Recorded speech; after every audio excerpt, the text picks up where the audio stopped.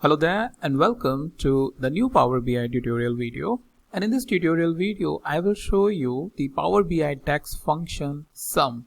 So Power BI DAX function sum is helpful in creating the totals for your visualization. And for example, we have a scenario over here where we have the product subcategory and their related custom fields like what is the order count, what is the order row count, what are just the corporate orders out of this total count is something what we have created earlier. Now we want to have a totally unrelated field as a total, which is total sales.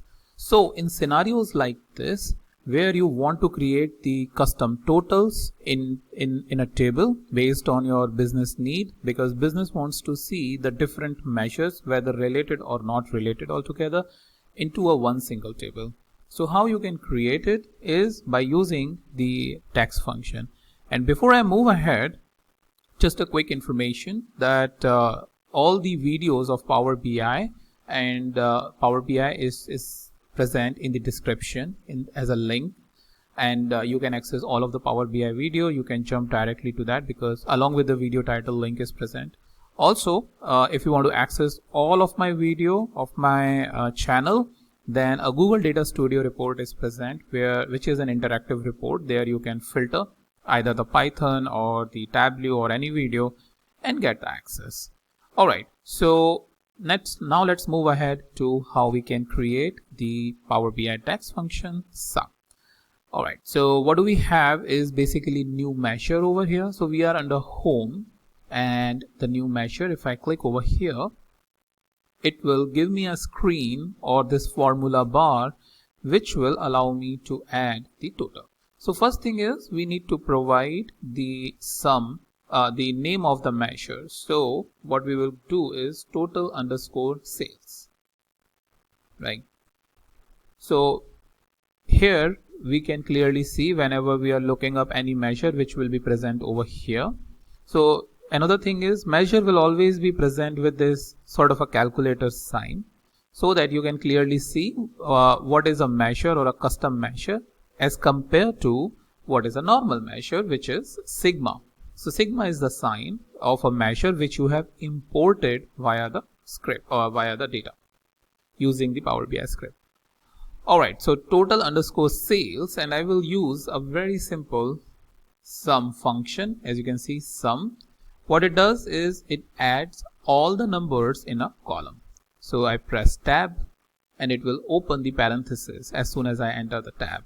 And what I need to start writing is basically the sales.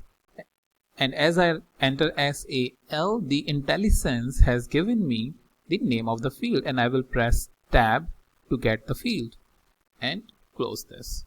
So once I close this, I need to check this sign, which is this one. I clicked over here and now the total sales is created and it should reflect over here. If I go down, because it is sorted alphabetically, so after S you get T, and that's why total sales is coming over here. Now what we will do is we will add it over here. So with this I just add it over here, right? So now along with the other tables that I am having, like for example order count, the order rows count, the corporate orders, if my business user is trying to see what are the total sales that we have got, then we can use this sum function, and along with the other measures which is custom in nature, I am getting the custom total sales as well for my end user. And if I apply any filter, for example the consumer, the values will be updated accordingly, or corporate, the value is changed, the home office, sorry, I'll just click on home office, then the value will change. So this is one scenario in which you can use. Another scenario can be for example, if you want to create a new column altogether, right? So in that case also, so for example here, let's say just assume that you have one column which is present over here and another is, let's say, the total sales. Then you want to divide those columns, multiply those columns. In that scenario also you can basically utilize this total sales as well.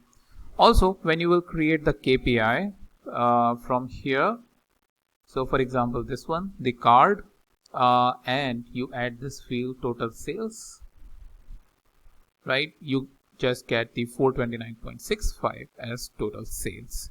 And I recommend that instead of using this sales, which will produce the similar result, you use the total sales, right? Why? Because whenever, if a change is required in the future, let's say you have used total sales at 10 different places, right? Then if you are just using this sales, you will have to replace it at 10 different places or in 10 different visualization.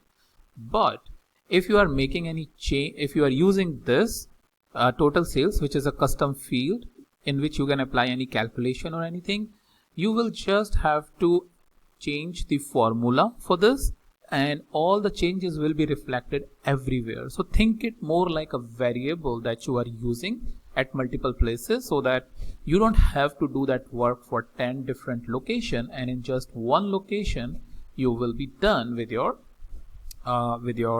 change. So that will be an optimized performance for you. Also in future, if you want to, let's say, rename this, you can come back here and you have the option of renaming, you have the option of hiding, or you have the option here again to create a new measure which is totally unrelated.